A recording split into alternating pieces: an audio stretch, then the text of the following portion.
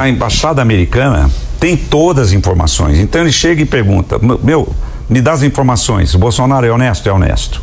O processo dele é legal? Não. Tinha que ser em outra instância.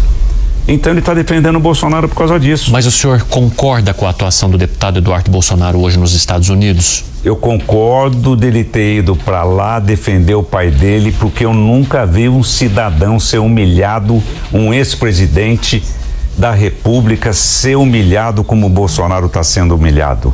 Vou te dizer mais: 6 dias que ele saiu do governo, o Bolsonaro, 2 helicópteros em cima da casa dele, ele tinha deixado a presidência, a Polícia Federal 6 horas da manhã na casa dele por causa de cartão de vacina.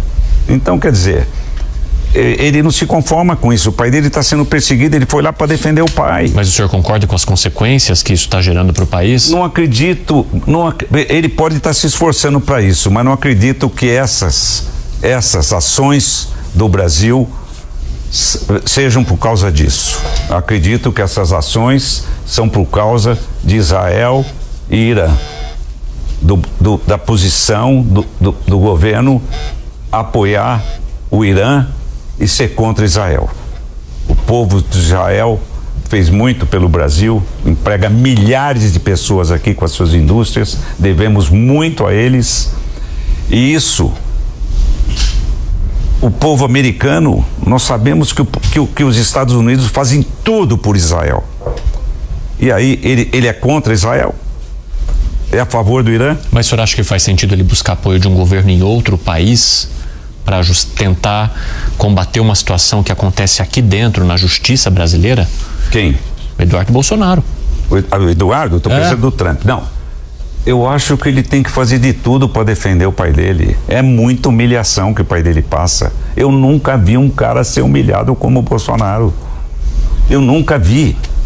Nunca vi. E como é que fica a situação dele no PL, presidente? Veja bem, e depois tem outra coisa também, eu nunca vi, quando ele foi preso, na segunda-feira, que ele foi preso, depois da tornozeleira, foi todo mundo pro PL à noite, não tinha ninguém lá, cheguei lá, não tinha ninguém, começou a chegar todo mundo, Valdemar, Rogério Marinho, todos os senadores, todo mundo, deputados, sócios, todo mundo.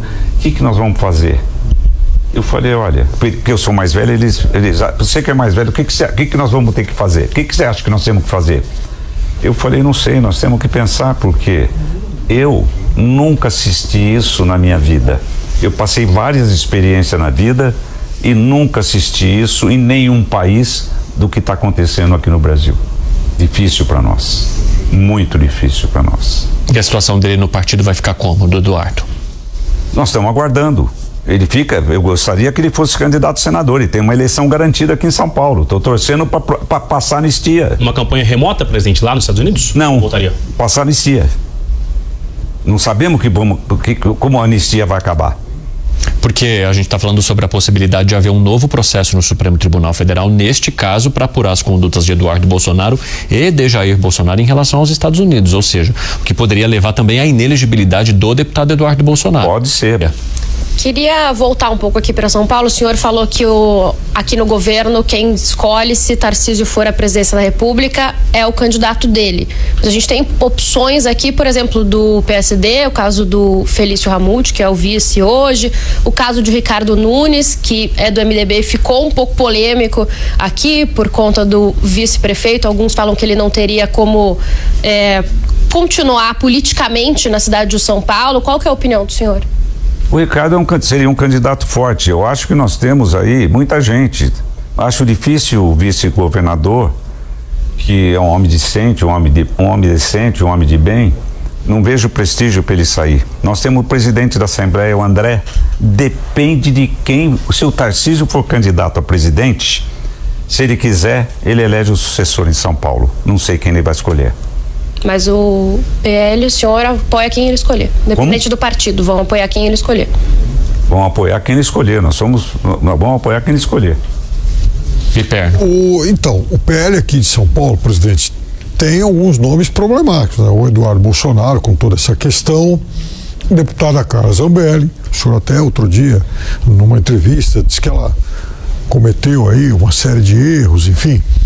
E aí, eu queria saber do senhor o seguinte, então, se o PL não tiver Carla Zambelli, Eduardo Bolsonaro e já não tem, por exemplo, o Salles, isso equivale a 2.300.000 votos na última eleição para deputado federal, o que obviamente impactaria o tamanho da bancada, fundo partidário, uma série de coisas. Então, como é que o PL pode aqui em São Paulo resolver essa lacuna? E o senhor não acha que a deputada Carla Zambelli foi abandonada pelo partido? Não, imagina. Nossa, eu paguei advogado para ela não, para essas causas, que isso aí não podia pagar. Só podia pagar por causa política. Eu sempre tive a Carla no maior conceito. A Carla é uma mulher honesta, do bem. Só que ela não consulta ninguém para fazer as coisas que ela vai fazer. Eu acho que talvez ela pense que não. Por exemplo, que loucura, quando ela foi para os Estados Unidos e vai para a Itália porque ela tem o passaporte italiano. Aquilo não é. Passaporte italiano não é salvo-conduto. Se ela ficasse nos Estados Unidos, ela estava bem, estava protegida, na minha opinião. Ela nos Estados Unidos chama a imprensa e dá uma entrevista. Estava tudo quieto. Ela foi embora, ninguém estava mexendo com ela. Qual foi sua reação quando o senhor viu isso? Quando vi a entrevista, falei, foi pro buraco. Vai pro inferno. E foi, coitada. Eu não queria vê-la no inferno. Ela é uma mulher direita, com negócio de dinheiro, tudo, decente. Trabalha, tem carisma. Mas ela foi por esse caminho. E ela é difícil. E a conduta que levou à condenação dela, que foi levar o hacker e atuar juntamente para invasão de um sistema, como é que o senhor avalia isso? Porque aí no caso, digamos que não é assim qualquer coisa, né? Não, é algo grave, pelo qual ela foi condenada. E o senhor entende que de fato foi o maior erro que ela cometeu? Foi o maior erro que ela cometeu, porque eu tinha um amigo meu, Paulo Vieira, ele tinha um processo contra o hacker. E ele pôde entrar no processo. E ele é um camarada que entende disso, não é advogado, ele só advoga para coisa que interessa para ele. O Paulo Vieira, eu pedi para ele, Paulo, dá uma olhada no processo para você me dizer como tá. Ele olhou, antes dela ser condenada, falou, Valdemar, se ele julgar a Carla, ela está condenada. E vocês não sabiam de nada desse movimento que ela fez? Não, eu sabia, ela levou o hacker para ser... Exatamente, então em nenhum momento vocês tentaram dissuadir ela? Não sabia que ela ia fazer isso, de dar um dinheiro pro hacker entrar no CNJ. O que ela, o hacker e o presidente conversaram naquele encontro lá no Planalto em 2022? Bobagem, porque ela levou o hacker também. Sim. Ali. Ela o senhor recebeu ele? Hã? O senhor recebeu ele? Recebi. E aí? Eu recebi ele, é o advogado dele e ela. Aí ela falou pra mim, Valdemar, eu queria que você arrumasse um emprego pro hacker. Que emprego? Não falou hacker, né? Não sei o nome dele, esqueci. Walter Delgatti. Falou que eu falei, pô, esse cara deve ser um gênio pra mexer nos nossos computadores, tudo aí, deve ser um gênio. Você achou que ele ia trabalhar na TI? Lógico, o cara é um gênio. Ele que derrubou o Lava Jato. Tem que ser um gênio pra ter entrado em tudo aquilo. Até eu perguntei pra ele, quanto tempo você entra no telefone da minha secretária? Ele, 1 semana. Bom, mas deixa pra lá. Aí... Mas por que o senhor queria? Eu não queria, ela que levou ele lá. Sua secretária? Ela que levou ele lá. Entrar no aparelho da sua secretária. Quanto tempo você demora pra entrar? Ele falou, 1 semana eu entro. Aí, eu só de curiosidade. Aí... Só pra ver o que tava rolando aí, no aparelho.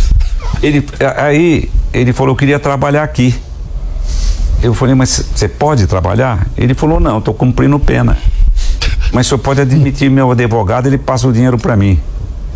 E aí? Eu não gostei da cara do advogado dele, nem posso fazer isso aí, não faria. Eu falei, isso eu não faço. E mesmo a Carla, que estava atrás do advogado, assim, fez assim pra mim, ela não sabia que ele ia falar isso pra mim. Falei, não posso fazer. Falei, mas faz o seguinte, o Duda Lima tava lá. Falei, Duda, cheguei lá fora, atende o Walter, né? Não, Walter pra mim. Aí o hacker.